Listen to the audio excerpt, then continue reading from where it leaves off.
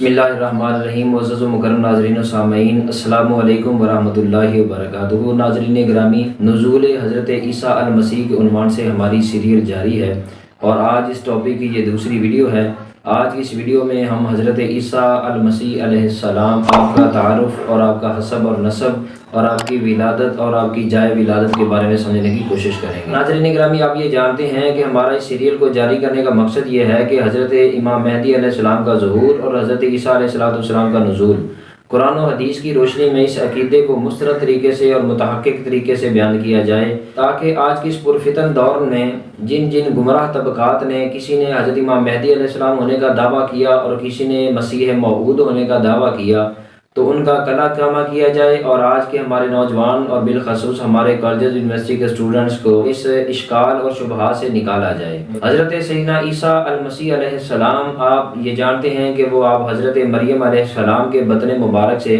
बग़ैर वालिद के सहारे के आप पैदा हुए और आपकी विलादत बराह रास्त कुदरत खुदाबंदी का शाहकार बनी। आपकी विलादत को अल्लाह ताला ने अपनी कुदरत की निशानी और मिन आयातिल्लाह करार दिया और हज़रत सैयदना ईसा अलैहिस्सलाम आपको मसीह मौऊद का लक़ब भी दिया जाता है। मसीह और मौऊद लुगत बयान करते हैं कि लफ्ज़ मसीह ये इब्रानी लफ्ज़ मशीहा से निकला है और मशीहा का मतलब होता है मुबारक शख्स, और इसकी वजह तस्मिया ये है कि अल्लाह ताला ने हज़रत ईसा अल मसीह को मुख्तलिफ उमूर के एतबार से मुबारक किया, यानी कि आप बग़ैर बाप के सहारे के पैदा हुए। एक तो आपका मुबारक होना इस एतबार से है, दूसरा ये है कि आपको कलिमतुल्लाह का लक़ब दिया जाता है इसे, तीसरा ये है कि आपको अल्लाह ताला ने रूहुल्लाह का लक़ब भी दिया और हज़रत जिब्रील अमीन अलैहिस्सलाम वो हमा वक्त हज़रत ईसा अलैहिस्सलाम के रफ़ीक रहते हैं, आपकी संगत में रहते हैं, आपके साथी रहते हैं, आपके मददगार रहते हैं। इसके अलावा आपको कसरत मोजज़ात के जो साबका अम्बिया में से बहुत कम अम्बिया को अल्लाह ने अता की, लेकिन हज़रत ईसा अलैहिस्सलाम को बहुत सारे ऐसे मोजज़ात अता किए, इस एतबार से भी आपको मुबारक कहा जाता है। नाज़रीन गिरामी, उसके अलावा लफ्ज़ मसीह का माना नजात दहिंदा भी होता है और नजात दहिंदा का लक़ब और इसकी वजह तस्मिया इसलिए है कि आप चूँकि मादर ज़ात अंधों को शिफा याब करते हैं, उनकी बिनाई लौटाते हैं और बरस के मरीज़ों को शिफा याब करते हैं और मुर्दों को आप ज़िंदा करते हैं, इस एतबार से भी आप मसीह मौऊद कहलवाते हैं। और लफ्ज़ मसीह इसी से मसीहा निकला है। मसीहा का मतलब होता है किसी की दाद रसी करना, किसी की तकलीफ़, किसी की मुश्किल को आसान कर देना। तो हज़रत ईसा अल मसीह अलैहिस्सलाम ये चंद उमूर की वजह से आप मसीह कहलवाते हैं। नाज़रीन गिरामी, हज़रत ईसा अल मसीह जो बग़ैर बाप के हज़रत मरियम अलैहिस्सलाम के बतन मुबारक से पैदा होते हैं,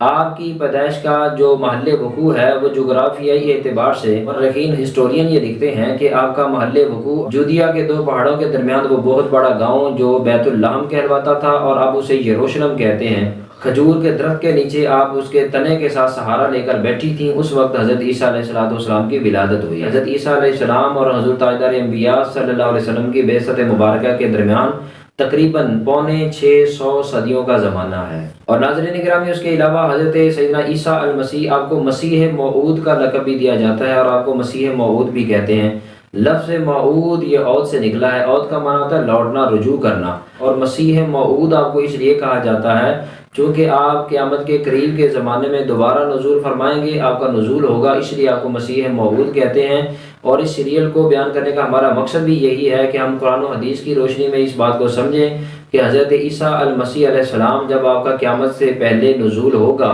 तो फ़ी ज़माना जो बड़ी बड़ी तंजीमात या बहुत सारे फ़िरके और गिरोह, बहुत सारी जमातें या बहुत सारी शख्सियात मसीह मौऊद का दावा करती हैं, तो उनका वो दावा किस तरह बातिल है और कुरान और हदीस की रोशनी में हज़रत ईसा अल मसीह अलैहिस्सलाम के नुज़ूल के बारे में जो तफसीलात दी गई हैं वो हक़ाइक़ पर मबनी किस तरह है, इसको हमने समझने की कोशिश करनी है। तो चूँकि हज़रत ईसा का दोबारा नुज़ूल होगा, इसलिए आपको मसीह मौऊद कहते हैं। और ये बात ज़हन में रख रहे हैं कि इससे पहले हज़रत ईसा अलैहिस्सलाम जब आप पैदा होते हैं हज़रत मरियम अलैहिस्सलाम के बतन से फ़लस्तीन के यरूशलेम शहर यानी बैतुल्लहम में, उस वक्त आप बहैसियत नबी दुनिया में तशरीफ़ लाते हैं। फिर अल्लाह रब्बुल इज़्ज़त ने आपको ज़िंदा आसमानों पर उठाया और उसकी तफसीलात भी इंशाअल्लाह कुरान की रोशनी में हम समझने की कोशिश करेंगे और देखेंगे कि कुरान मजीद हज़रत ईसा अलैहिस्सलाम को ज़िंदा आसमानों पर उठाने के कैसी तफसीलात बयान करता है اور اس کے ساتھ ساتھ ہم ہسٹری کا بھی سہارا لیں گے اور انجیل مقدس کا بھی سہارا لیں گے، اور ان کے ساتھ ساتھ ہم تورات اور انجیل کا بھی سہارا لیں گے تاکہ اس ٹاپک اور اس عنوان کو صحیح طریقے سے ہم سمجھ سکیں۔